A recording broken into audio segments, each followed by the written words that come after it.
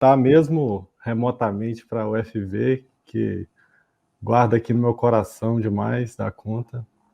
E muito obrigado à organização aí, eu tenho também acompanhado, sou um dos inscritos aí no Saelt também, tenho acompanhado e aprendido algumas coisas, não só técnicas, mas de se portar nas empresas e outras coisas mais. Obrigado aí. Muito legal ver a interação entre os ex-alunos, professores da UFV também, que muitos são ex-alunos, né? Pessoal aí mais antigo apresentando para as novas gerações. Isso aí, eu posso apresentar aqui? Já, Fica à vontade, Jesus. tá.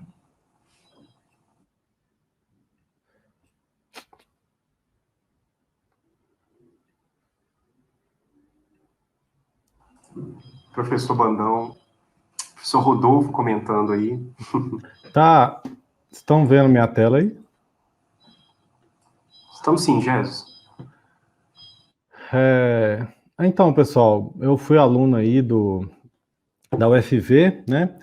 E hoje eu trabalho na Marinha, né? No desenvolvimento de reatores nucleares e do submarino nuclear também. E outro colega meu também palestrou aí, essa palestra eu gostaria que fosse mais um bate-papo, se alguém tiver aí alguma questão, alguma pergunta, simples ou complexa, espero saber responder, né? Mas pode me interromper no momento que for necessário. É, e vamos prosseguir aqui.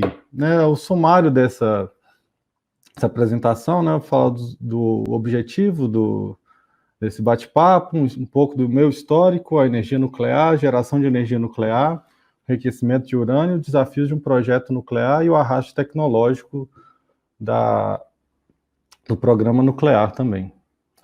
Então, um pouco, o objetivo aqui é compartilhar a experiência e desafios da atuação profissional do engenheiro eletricista no programa nuclear brasileiro e no desenvolvimento de submarinos nucleares também. Essa foto aí é da nossa instalação aqui, que é o submarino em terra, que é o Labigene. E falando um pouquinho da minha experiência, assim, eu fui aluno aí em 2006, 2010, né? Formei, na realidade, no início de 2011, né? E fiz iniciação científica na física, na elétrica, lembrei também que eu fiz lá na agrícola.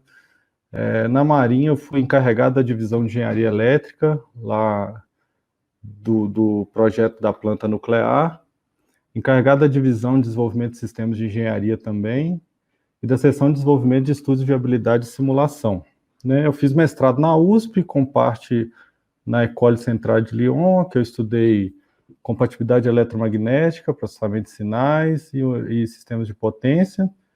E hoje faço doutorado também lá na USP, em proteção do sistema elétrico de plantas nucleares. Dentre, assim, o segredo de fazer muita coisa é fazer tudo mal feito, né? Mas eu gosto tanto da engenharia elétrica que eu fui passando pelas áreas assim sem perceber. Claro que eu não sou nenhum especialista em nada disso, mas já trabalhei com sistemas de potência, engenharia biomédica, máquinas elétricas, processamento de sinais, inteligência computacional, instalações elétricas, não é uma coisa que eu assim sou muito fã, mas também trabalhei, simulação, compatibilidade eletromagnética, desenvolvimento de hardware e software para engenharia, e licenciamento de instalações nucleares, uma coisa um pouco mais burocrática, mas também é algo muito interessante, muito legal, e análise probabilística de segurança também. Isso eu devo muita coisa ao UFV, principalmente nos tempos de iniciação científica, né, que me proporcionou algumas viagens para congresso, algumas publicações de artigo também, e uma relação com meus colegas que eu levo até hoje, os colegas do NIAS, do Laboratório de Sistemas de Potência também, que na época a gente estava começando o laboratório aí também, e foi isso aí. Vamos lá para a energia nuclear, então, né? O que interessa.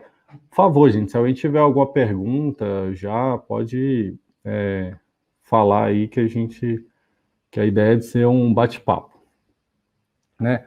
A energia nuclear, né, está presente nas mais diversas aplicações, por exemplo, medicina nuclear, radiofármacos, né? Então, a medicina como tratamento de radioterapia, diagnóstico, cintilografia também.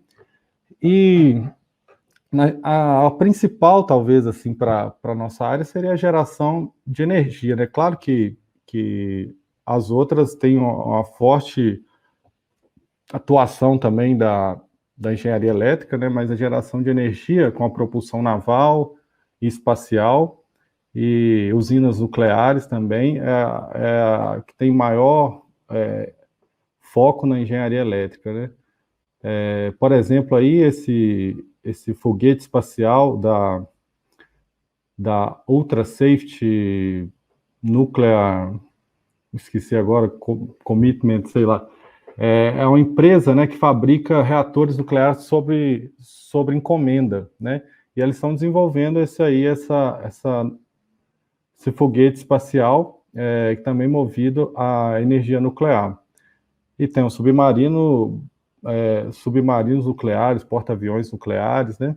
E além disso, tem as armas de destruição em massa, né? Que são as bombas nucleares também, que também faz parte aí desse ramo da energia nuclear. A energia nuclear tem como base a fissão nuclear, que é basicamente um átomo instável, como por exemplo o urânio 235, ele, sofrendo a colisão de um nêutron, ele divide em dois núcleos que liberam energia, e essa energia, ela, em forma de calor, pode levar a aquecer um fluido e, no final das contas, mover uma turbina, por exemplo. Né? Mas isso aí é a reação básica, né? Mas essa reação ela pode ser encadeada, né? Ela pode ser em cadeia. Por exemplo, eu tenho um nêutron aqui que choca com esse átomo e depois, na liberação aqui dessa divisão do átomo, ele libera mais 3 nêutrons. Esses 3 nêutrons, eles podem se chocar com mais outros átomos e assim criar reação em cadeia. E dessa forma, essa reação ela vai cada vez mais aumentando exponencialmente e é assim que a energia é gerada dentro do reator nuclear. Aqui eu tenho um vídeo institucional da usina de Angra. Eu vou passar um pedacinho aqui para vocês. O som chegou aí? Acredito que todo mundo está ouvindo, sim. Tá ouvindo o som? Uhum, sim. Obrigado.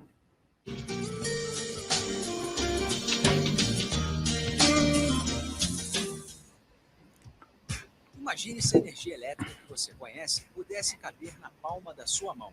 Imagine que uma única pastilha como essa seja capaz de abastecer de energia uma casa inteira durante um ano. E que 1 quilo dessas pastilhas possa produzir a mesma energia que 55 vagões carregados de carvão. E mais, imagine que para produzir a mesma quantidade de energia são necessários 6 caminhões-tanque cheios de óleo e combustível. Bem, agora não imagine mais. Vamos conhecer de perto o ciclo do urânio.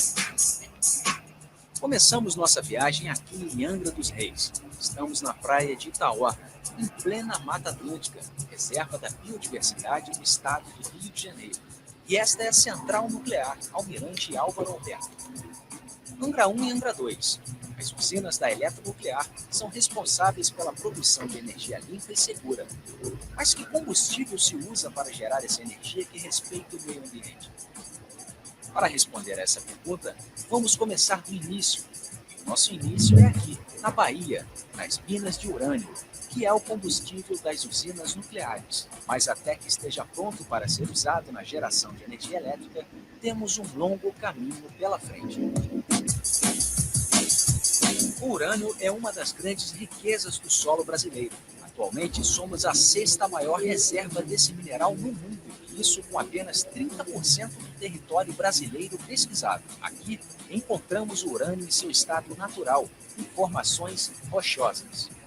Daqui ele parte para o beneficiamento em Resende, estado do Rio de Janeiro.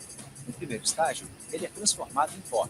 A seguir, o pó é agrupado em pastilhas com forma de um cilindro de mais ou menos 1 centímetro de comprimento e de diâmetro. As pastilhas de urânio são produzidas aqui na indústria dos nucleares brasileiras. Nesse processo, o urânio também passa por um enriquecimento, aumentando suas propriedades combustíveis para o uso na usina nuclear.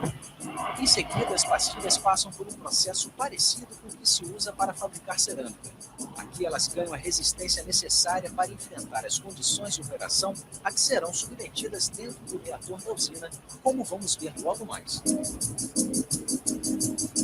Agora, as pastilhas superresistentes passam por uma etapa de retificação para ajuste de suas dimensões.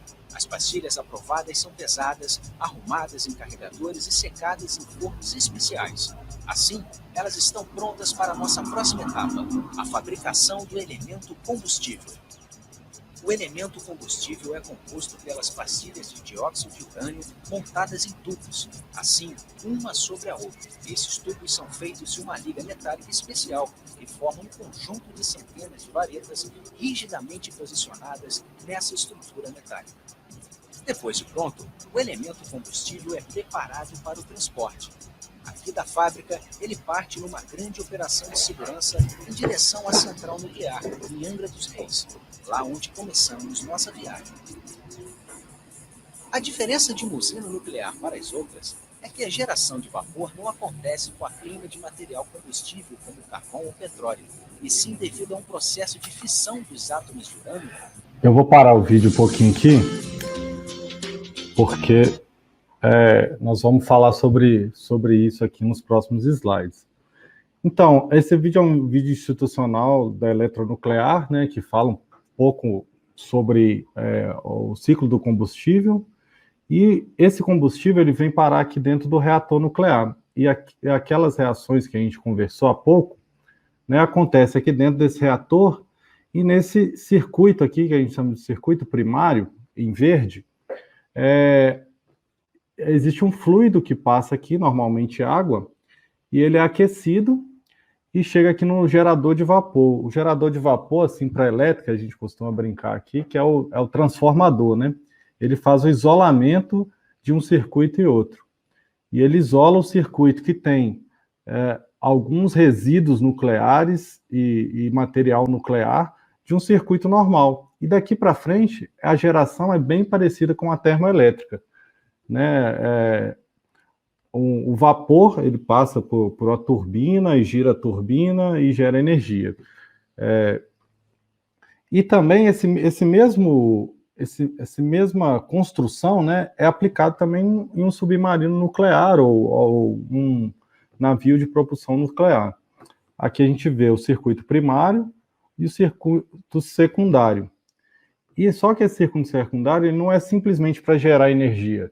Ele gera energia para uma propulsão submarina, nesse caso aqui, motor elétrico de propulsão, né? Mas parece assim, simples, né? A gente já domina a parte de geração termoelétrica, e então a gente só tem... Então, não é bem assim, né? Não é tão simples assim.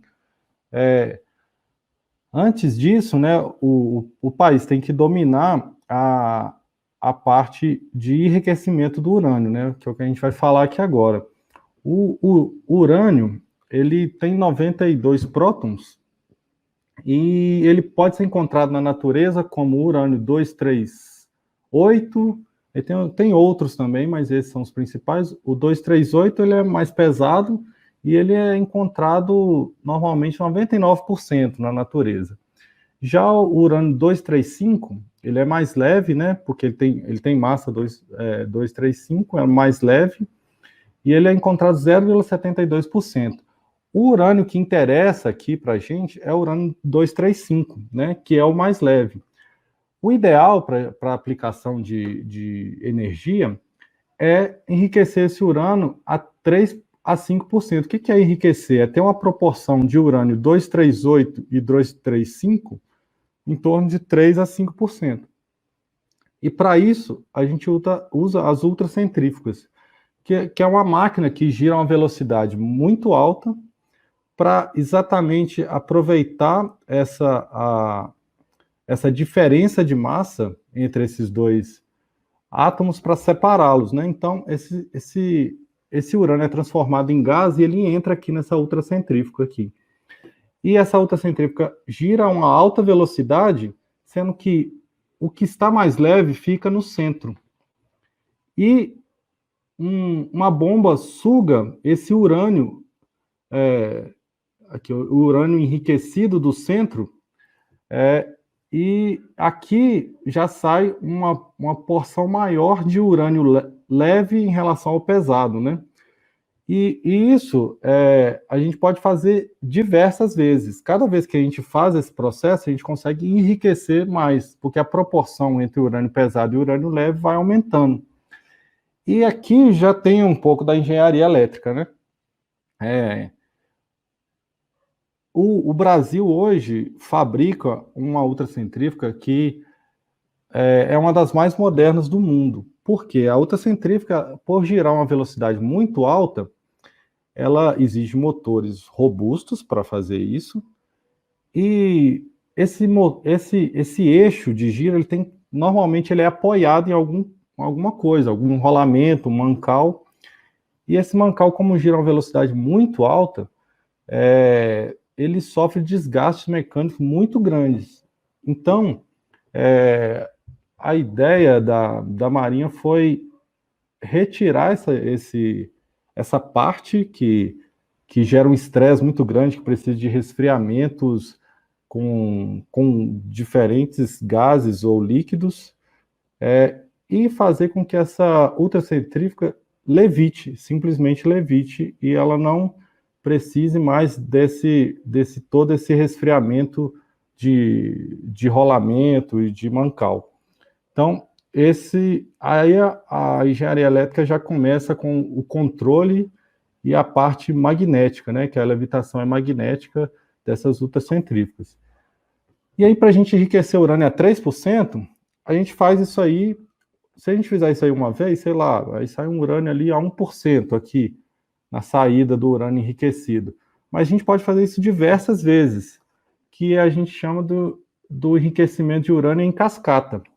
Né? A gente faz uma cascata de ultracentrífugas e assim, cada vez que passa por uma nova ultracentrífuga, a gente tem esse urânio ainda mais enriquecido. Normalmente, para usos em geração de energia, ele é enriquecido de 3 a 5%. Para usos bélicos e outras coisas, bombas nucleares, aí 20% até 90% de enriquecimento. Esse QR Code que está aqui do lado é simplesmente um link para um artigo, para quem quiser saber mais sobre a construção das ultracentrífugas, materiais e como é feita a ultracentrífuga brasileira. Claro que não terá muitos detalhes, mas já é um ponto de partida muito, muito bom. Visto isso, né, quais são os desafios, então, de um projeto nuclear? Primeiro, o país tem que ter a reserva de matéria-prima, né? O Brasil é um deles, né, como a gente viu lá no vídeo, que tem reservas de urânio abundantes, né?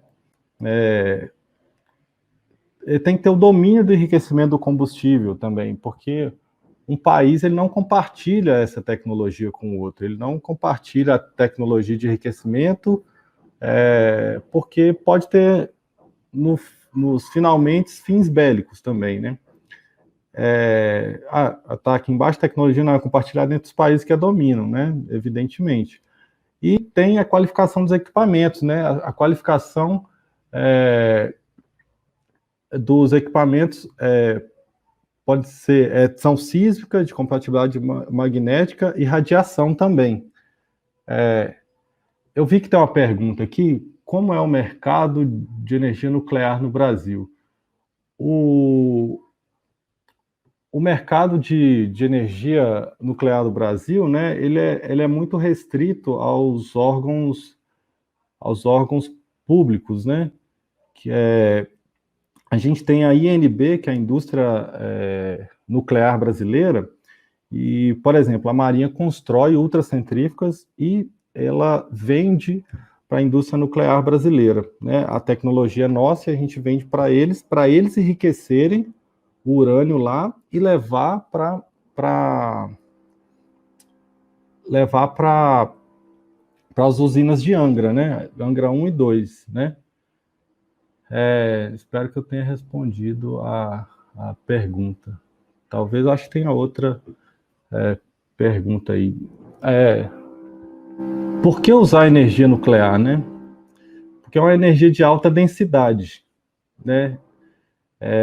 10 gramas de urânio é equivalente à queima de 20 toneladas de óleo e 25 toneladas de carvão mineral. Então, em um volume muito pequeno, a gente tem grandes quantidades de energia. E é uma energia que não necessita de liberar gases, né? Isso não exige queima, não exige o oxigênio para queimar.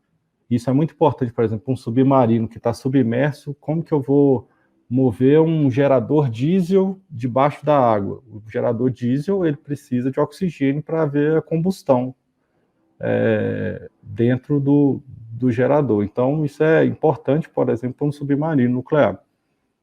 Exigência de pequenas áreas para construção, evidentemente, né, porque a densidade de energia é alta. Pequenos riscos no transporte, os transportes são muito bem feitos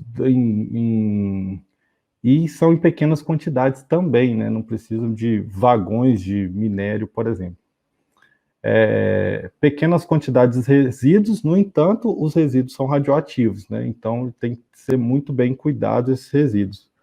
Independência de fatores climáticos, vento, chuva, como, por exemplo, as hidrelétricas, né, que dependem de chuva, dos reservatórios estar em níveis adequados para a geração.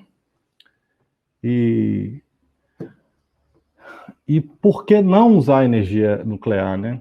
O lixo nuclear radioativo deve ser armazenado em locais seguros e isolados, né? Isso deve ser muito bem projetado. O tratamento de rejeitos é algo que tem que ser tomado muito cuidado, não é um processo tão simples, é tecnicamente simples, no entanto, não pode haver vazamento e outras coisas mais, né?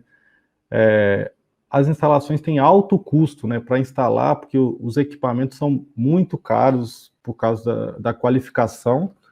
Então, um motor nuclear chega a custar 10 vezes mais do que um motor normal, por exemplo, né? Risco de acidente nuclear, como houve Fukushima, Chernobyl, e o desequilíbrio do ecossistema, porque o reator nuclear ele tem que dissipar a água de condensado no mar, e isso pode afetar o desequilíbrio, ter um desequilíbrio no ecossistema aquático também. E aí? Então, nós vamos falar, então, diante de tudo isso, né, nós vamos falar do arrasto tecnológico nuclear e a engenharia elétrica. Porque a tecnologia nuclear, ela promove um arrasto tecnológico em várias áreas da engenharia elétrica: máquinas elétricas, compatibilidade eletromagnética, instrumentação e controle, inteligência computacional, sistemas de potência, sistemas de segurança patrimonial, comunicações, qualificações de equipamento, eletrônica e simuladores em tempo real. Nós podemos começar a falar um pouco mais sobre isso, dos simuladores de plantas nucleares. Foi algo que eu trabalhei há algum tempo, ainda trabalho hoje um pouco com o simulador. Esses simuladores são réplicas exatas da sala de controle.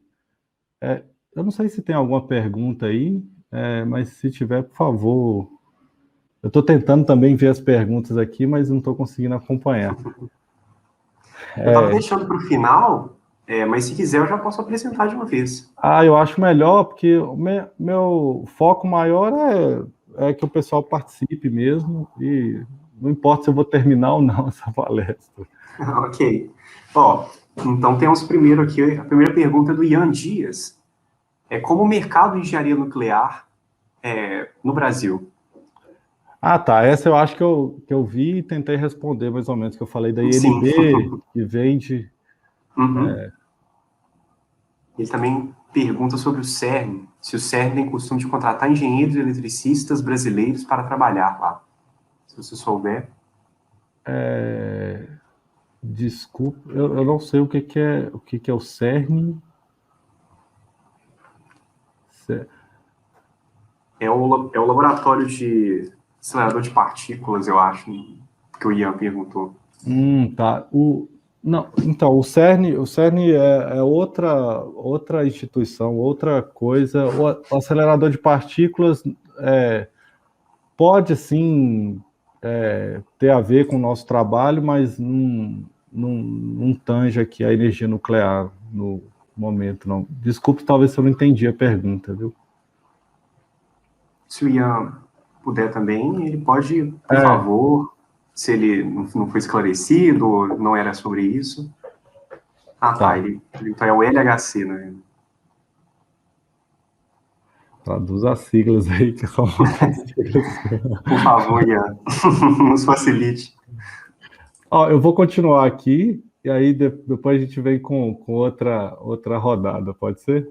Ok. Simuladores de plantas nucleares, né, foi algo que eu trabalhei, como eu disse, eles são réplicas idênticas da sala de controle de um reator nuclear. Então, por exemplo, a distância de um botão a outro num simulador deve ser exatamente a mesma distância da sala de controle do reator de verdade, né?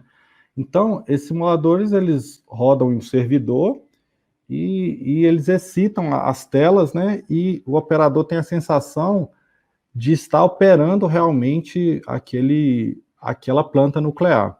Isso, né, é para treinamento de operador. Existem simuladores até que, se você vai lá no sistema elétrico, desliga o disjuntor, que liga o ar-condicionado da sala de operação, o ar-condicionado desliga de verdade e a sala de operação fica mais quente, por exemplo. Tem simuladores que, quando você dá uma partida no motor muito grande, as luzes da sala de controle, elas dão uma dimerizada rápida, simulando que a energia, o fluxo de potência foi todo para o motor, né? Então, a ideia do simulador é passar essa impressão real para o operador, para ele sentir que ele está realmente operando uma planta. Isso é normativo. Esse simulador, toda planta nuclear deve ter um simulador, hoje em dia, né? Então, primeiramente, é para treinar o operador. Segundo, é para testar os sistemas também. A gente pode testar os sistemas em hardware in the loop, né? Que eu tenho um simulador, tenho um computador que simula toda a minha planta, e ele tem vários sinais. Os sinais também são simulados exatamente como ocorreria na planta. E, ao invés desses sinais serem processados dentro do computador, eu envio esses sinais para o meu painel real, ou para o motor, ou para algum controle, e esse painel, ele responde ao meu computador, excitando a tela também do operador. Então, também serve para teste de lógicas de controle, e aqui a gente faz isso, né? A gente pratica isso aqui, a gente testa os painéis da planta nuclear no simulador também. Isso envolve, né, um trabalho muito grande de modelagem. Você tem que modelar o reator nuclear, modelar os motores, modelar os sistemas hidráulicos, neutrônicos e etc. Tem um trabalho também de identificação de sistema, porque nem todos os equipamentos são de prateleira, então a gente tem que fazer testes, pegar entradas e saídas e criar funções de transferências para esse sistema, né? O que a gente vê aí no curso de engenharia elétrica. Tem a parte de inteligência computacional também, que, por exemplo, alguns modelos de reatores nucleares são baseados em inteligência computacional. Além da parte de programação, hardware, interface e escovar bit pra caramba, e é isso aí. Então, essa parte de simulação é muito interessante, eu gosto pra caramba desse negócio aqui, e se eu pudesse, eu morava dentro do simulador, cara. É algo assim que a gente vê o resultado imediato e é muito, muito gratificante trabalhar isso aí. Os sistemas de potência também, eles têm critérios diferentes dos sistemas de potência industrial. Por exemplo, um dos critérios é a redundância e a independência, né? Os sistemas devem ser redundantes, eles devem desempenhar a mesma função 2 ou 3 vezes, né? E devem ser independentes, deve ter separação física. Então, por exemplo, uma planta nuclear nunca ela vai ter um gerador apenas, ela vai ter 2 geradores de emergência, sendo que um só já cumpre todas as funções de segurança desse reator. E, aliás, os cabos também, eles não podem se cruzar em momento algum para evitar que incêndio levem as 2 bordos redundantes a colapsarem, alguma coisa assim. Outra coisa, a proteção do sistema elétrico também é um pouco complexa, porque a gente tem diversas fontes, tem diversos inversores, baterias, sistemas nucleares e não nucleares, e além disso tem um processo que é muito interessante, que é a transferência de fontes sem interrupção.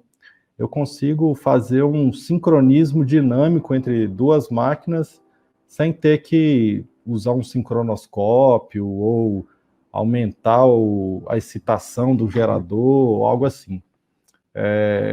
Só pincelada um pouco assim, mas também é uma coisa que é infinita, é muito interessante isso aqui e não tem fim, assim. Outra coisa, na parte de comunicação e segurança, né? Comunicações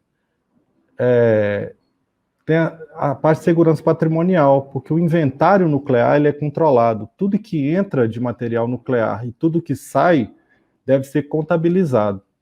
Então, existe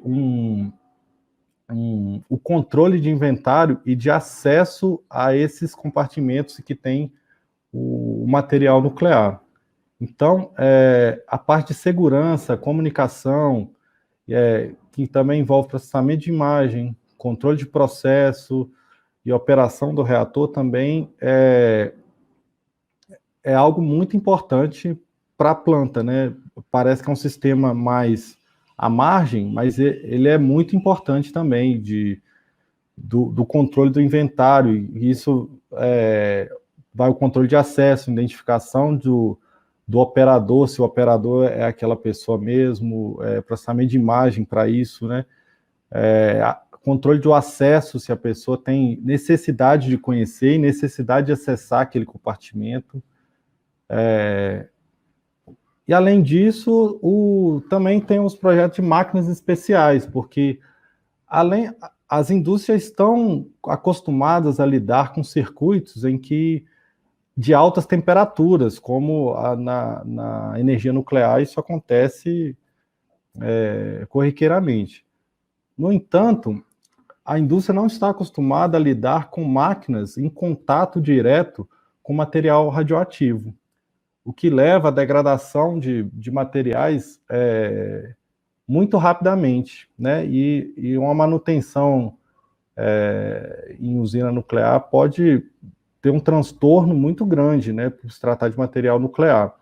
Então, essas máquinas devem ser construídas com materiais diferentes, normalmente dos usados na indústria, com ligas de metal diferente, por isso a resposta do campo magnético dessas máquinas vão ser diferentes. E aqui do lado é só um exemplo de uma máquina, né, mas isso aqui é o motor de propulsão do submarino, né, que é um brushless DC, E, além disso, tem que ter qualificação nuclear, sísmica, e testes, né, de radioatividade e altas temperaturas também. Tem a parte de compatibilidade eletromagnética também, que é muito importante. Tem até um caso do reator do Instituto de Pesquisas Eletronucleares aqui, que o reator, toda vez que falava no rádio, o reator desligava. E é muito por causa da compatibilidade eletromagnética, né? Ondas eletromagnéticas interferindo no funcionamento do reator. No nosso caso, submarino, por exemplo, tem um motor de propulsão que correntes na ordem de quiloamperes, né?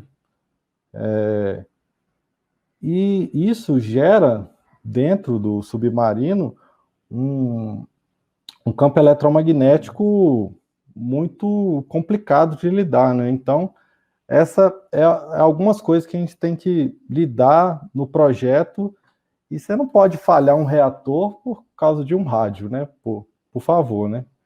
Porque ali envolve vazamento de combustível e pode prejudicar o meio ambiente, e tem um órgão regulador muito, muito atento a todas essas coisas. E, pessoal, para finalizar, eu não sei se tem alguma pergunta, eu consegui quase finalizar no tempo. Aqui, eu deixei aqui esse QR Code, meus contatos aí, mas deixei o e-mail aí também, quem quiser falar comigo, quem quiser tirar uma dúvida, tiverem mais perguntas aí, eu estou à disposição. Muito obrigado, Jesus. A gente tem algumas aqui no chat, eu queria apresentar para você. Sim. Primeiro, essa pergunta aqui do Rafael Magalhães, na parte de enriquecimento de urânio, eu acredito, ele pergunta como é feita a segurança nesse processo todo, desde a mineração até o descarte, de forma a evitar que os trabalhadores adoeçam por causa da radiação.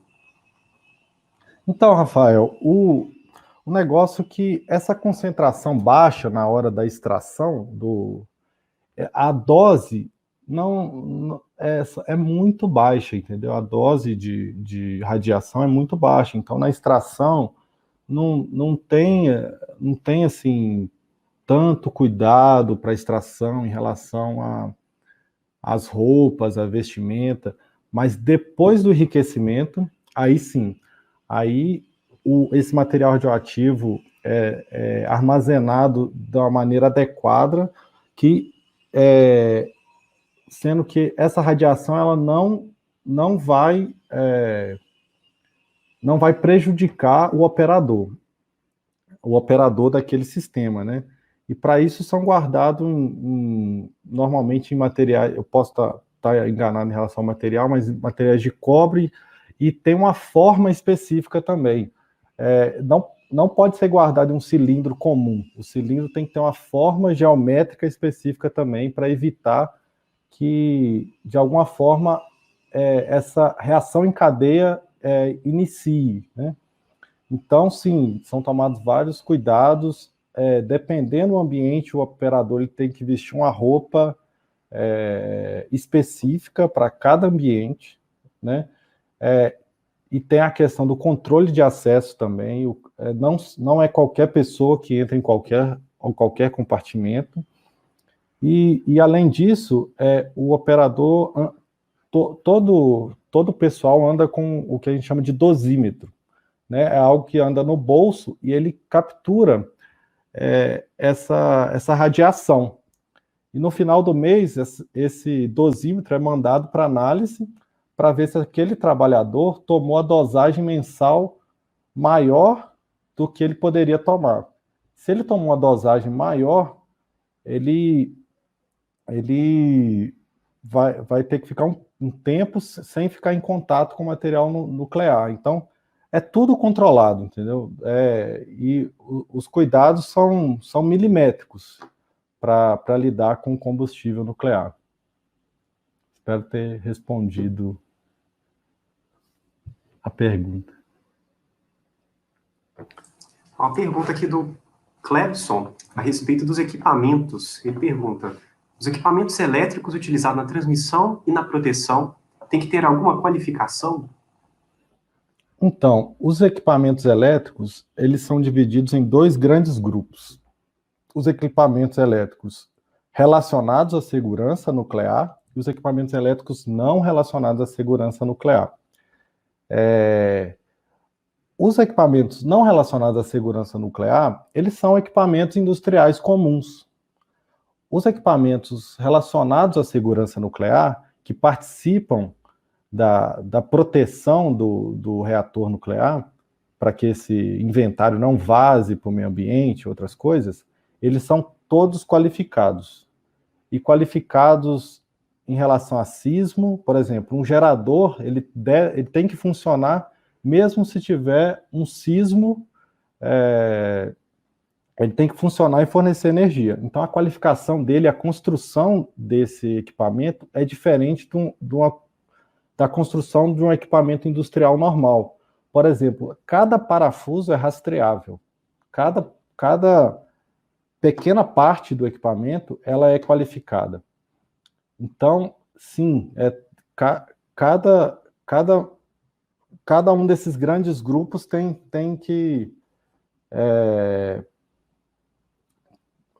uma qualificação específica, né? E como eu disse antes, costuma custar, assim, em torno de 10 vezes a mais do que o equipamento de prateleira normal, industrial.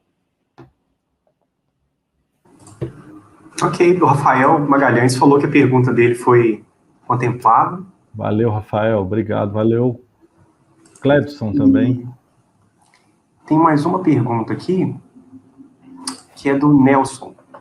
Ele pergunta, em relação às centrífugas e o processo de levitação dos eixos, parece ser uma inovação tecnológica à frente das demais. Como citou a tecnologia nuclear brasileira a nível internacional? É possível saber? Como citou? Então, é possível saber porque existe pessoas ligadas à energia nuclear brasileira na agência internacional, sempre tem um brasileiro lá na agência internacional que compartilha algumas informações, né? E hoje também a globalização, artigos e tal, a gente consegue perceber algumas coisas, né?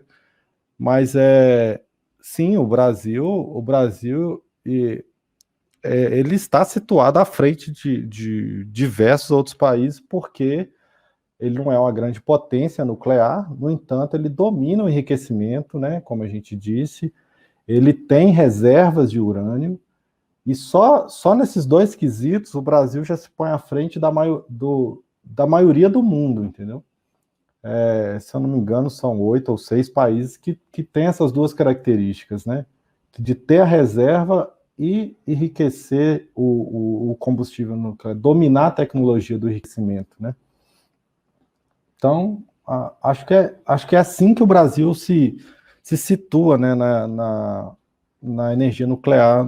Aliás, a gente tem Angra, a gente tem uma indústria nuclear brasileira, a gente tem a Marinha do Brasil também, que desenvolve tecnologias nucleares, tem Instituto de Pesquisa Eletronucleares aqui na USP também, tem graduação em Engenharia Nuclear em Belo Horizonte, Rio de Janeiro, e aqui na USP também. Então, sim, o Brasil tem desenvolvido, claro que a gente não é o top master, mas a gente está na luta, sim. Obrigado pelos esclarecimentos. Espero que tenha esclarecido a pergunta do Nelson aí. E aqui eu vou fazer uma última pergunta, porque a gente já está com o tempo um pouco apertado, que é do Gabriel Santos. Quanto tempo dura o elemento combustível no reator? E como é feita a troca quando ele não é mais eficiente? Ô, Gabriel, eu talvez não botei exatamente a resposta para a sua pergunta, porque não é muito minha área, mas, né, quanto tempo dura o elemento combustível? Depende muito da queima, do funcionamento do reator, se é um reator de pesquisa, se é um reator de potência, mas a durabilidade de uma usina nuclear, a gente costuma dizer que é entre 20 e 30 anos. né, da usina nuclear como um todo, né? E como é feita a troca quando... Então, a troca tem todo um sistema para trocar o combustível, né? E ele tem o... Eu esqueci, tem um mecanismo de troca de combustível. São peças que são encaixadas exatamente sobre o reator para retirar as barras de combustível, né? E fazer essa troca. Esses combustíveis, eles são armazenados em piscinas, né? Porque essa água faz o controle aí da reação em cadeia. E assim, é um sistema complexo. Se eu não me engano, no YouTube tem alguns vídeos da Eletronuclear fazendo essa troca de combustível. Mas eu não sei assim como eu vou te dar mais detalhes, né? Mas sim, é realizada a troca de combustível no meio da vida útil do reator, e existem ferramentas que já são projetadas para isso, para retirar o combustível com segurança, né? E tem todo o intertravamento de segurança para que o combustível não caia, para que ele seja preso corretamente, enfim. Não consigo te dar tantos detalhes assim sobre o processo. Ok, Jesus. Agradeço pela resposta, agradeço também ao Gabriel pela pergunta. O pessoal está fazendo bastante pergunta aqui no nosso chat aqui do YouTube, só que infelizmente nosso tempo já está apertado, então eu gostaria de agradecer você, Jesus, pela palestra. Obrigado. E te convidar também mais uma vez, se você puder, tiver disponibilidade de interagir um pouco com o pessoal no Discord, vamos tentar repassar lá mais no Discord também, aí. Verdade. Pois é, aí, ó. Pessoal muito moderno aí, velho. Já sou velho pro Discord já. Pessoal, obrigado aí pelas perguntas. Por favor, pode entrar em contato aí comigo, se tiver alguma dúvida, até sobre a graduação. Espero que eu tenha contribuído de alguma forma para esse povo aí de Viçosa que contribuiu tanto comigo. Obrigado, pessoal. Se joguem tudo que vocês acharem necessário, vá em frente aí, porque eu acho que a gente não tem nada a perder em conhecer alguma coisa nova e aprender mais um pouco aí. Derek, obrigado, valeu aí, foi bom demais falar Muito obrigado, com vocês aqui. Jess. Tudo de Tema bom, super interessante, dá para ver que a galera valeu. Tá interessada. Até mais. Valeu, tudo de bom. Abraço. Abraço.